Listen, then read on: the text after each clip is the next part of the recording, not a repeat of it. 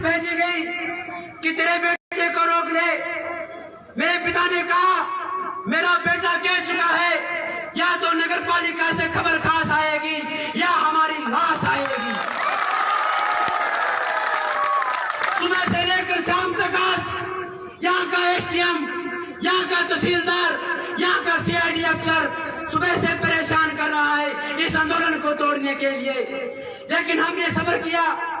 हम चाहते थे हमारे लोग मजदूर वर्ग के लोग हैं, अगर प्रशासन के साथ आर पार की लड़ाई हो गई तो वो थोड़े लोग पीछे हट जाएंगे। हमने सब्र कर लिया। अब कहता हूँ बुला तेरे एसडीएम को, दिखा यहाँ से आकर। अब इस तरह है हमारा, एक लाठी मार कर दिखा दे। एक लाठी से नौर का विधायक नहीं बचेगा, 50,000 वोट से हारेगा। मरो लाठी हमें, हम ऐसे ही मरे पड़े या मच्छरों में। साथियों, तब हमने गौशाला के सामने हमें कहा गया कि तुम्हारे बुजुर्गों की तौहीन हुई है। हमने सर्व समाज के साथ वार्ता की। सर्व समाज ने कहा जो कौम ब्रिटेनिया हुकूमत को सर्व समाज का एकता का नारा देकर ललकार सकती है तो ये बाप जी कुछ नहीं, आप आह्वान करिए, हम हजारों की संख्या में आएंगे।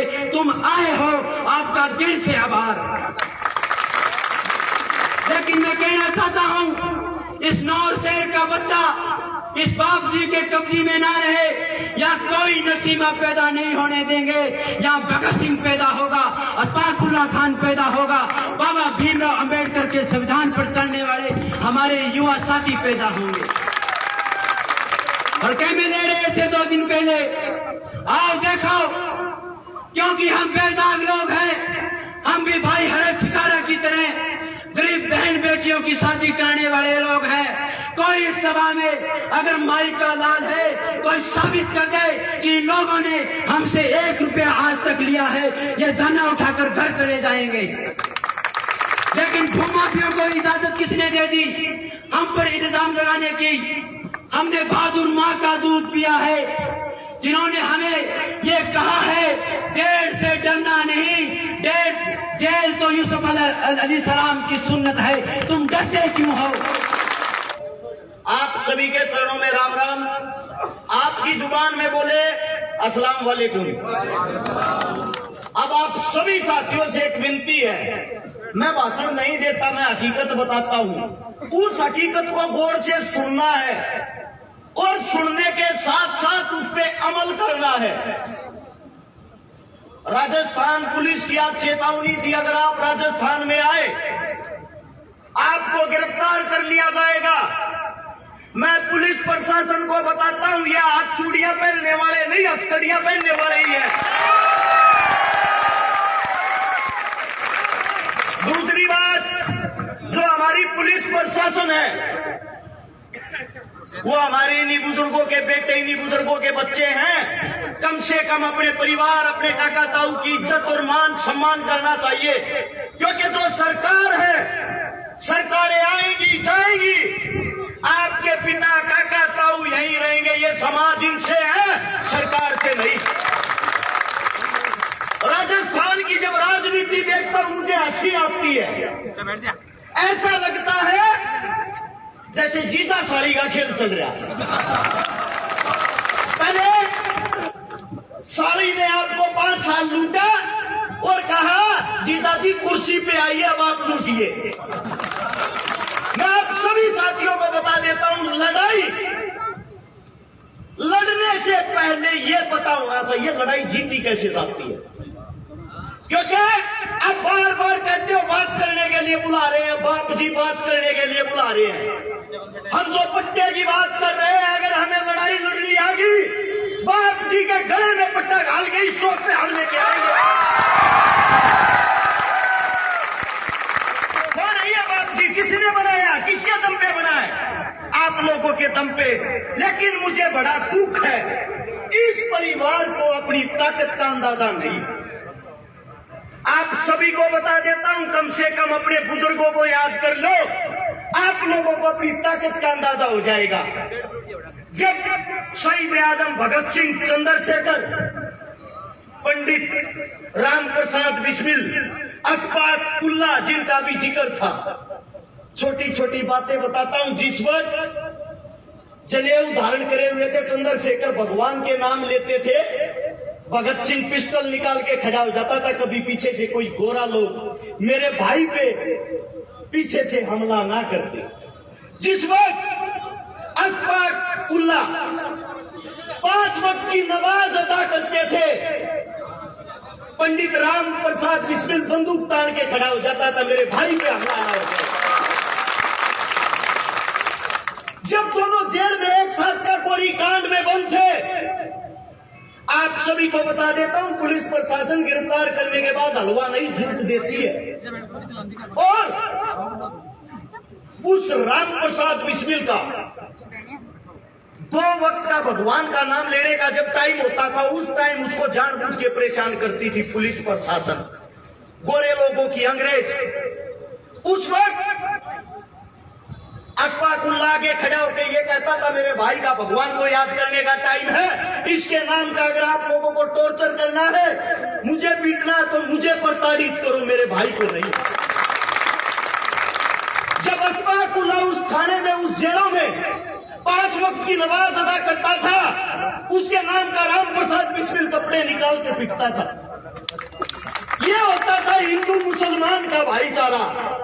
तुम्हारे बीच में आ गए अंग्रेजों का झूठा खाने वाले लोग। 2 भाई, एक ने कांग्रेस को पैदा कर दिया, एक ने बीजेपी को, और दोनों ने कसम खा ली, अंग्रेजों का झूठा खाया हुआ था। गुरुजी, गोरे अंग्रेजों आप चले जाओ, आपके सारे गुण हमने ले लिए, हिंदू मुसलमानों की लड़वा के बैंड बजवाने का काम हम करते रहेंगे।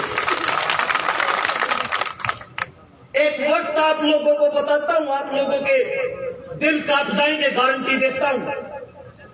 लुधियाना के अंदर जब 1857 की क्रांति हुई, आप सभी साथी गौर से सुनना, आवाज नहीं आनी चाहिए। वहां का एक बहुत बड़ा सूफी संत था, जिसका नाम था अब्दुल कादिर लुधियानवी। जो शाह अब्दुल कादिर लुधियानवी था, सबसे पहली लड़ाई उसने छेड़ी, मैं अपने जीते जी कोई मंदिर, कोई मस्जिद, कोई हिंदू, कोई मुसलमान टूटने और मरने नहीं दूंगा। वो जब लड़ाई शुरू हुई, आप सभी साथियों को बता देता हूं, उस वक्त संत साहब की उम्र 66 साल थी। 66 साल में आप लोग बुजुर्ग हो जाते हो। 66 साल की उम्र में बुलावा आता है कि दिल्ली पे कब्जा होने वाला है, आप दिल्ली पे आओ। वहां से चलते हैं, खान साहब लुधियाना से दिल्ली आते हैं, अंग्रेजों के साथ लड़ते हैं। उनकी आंखों के सामने उनकी पत्नी तलवार लेके बुजुर्ग अवस्था में 62 साल की उम्र में अंग्रेजों से लोहा ले रही, और वो हमारी माता जी लड़ते लड़ते दिल्ली के दरबारों के पास शहीद हो जाती है। उस शहीद होने के बाद उसके टुकड़े टुकड़े उसके पति के आगे किए जाते हैं, ताकि इसका पति होश होकर अंग्रेजों को गिरफ्तारी दे दे। और हमारा वो 66 साल का योद्धा सूफी संत दोनों हाथों से तलवारें चलाते हुए अंग्रेजों को गाजर मूली की तरह काटता है।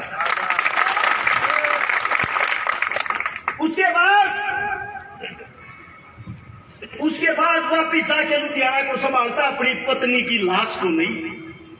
उसकी पत्नी की जो लाश है उसको ताबूत में ऐसे टुकड़े इकट्ठे करके कहीं से पैर उठाया, कहीं से हाथ उठाया, उसको यही मिट्टी दी जाती है दिल्ली के अंदर फतेहपुर।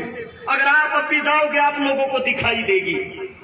और यहां से जाकर 1860 में लुधियाना के अंदर हमारे उस सूफी संत का शरीर पूरा हो जाता है। अब उन्हीं का एक पड़पोता था हबीबुर रहमान। जब भगत सिंह ने असेंबली में बम फेंका, भगत सिंह के परिवार को, भगत सिंह की मां को, भगत सिंह के भाई को कोई फना देने वाला नहीं था। उसी के वंशज उस हबीबुर रहमान ने कहा, ए भगत, अगर तुझे उंगली भी लगेगी इस खान साहब के जिस्म को छू के लगेगी, ये घर तेरा है यार है। आज भी भगत सिंह के पड़पोते उस परिवार के साथ जाते हैं, उस परिवार के पास जाते हैं और हाथ जोड़कर कहते हैं आप वो लोग हो जिन्होंने हमारी वंश बेल को बचा लिया। एक आज की दुनिया है।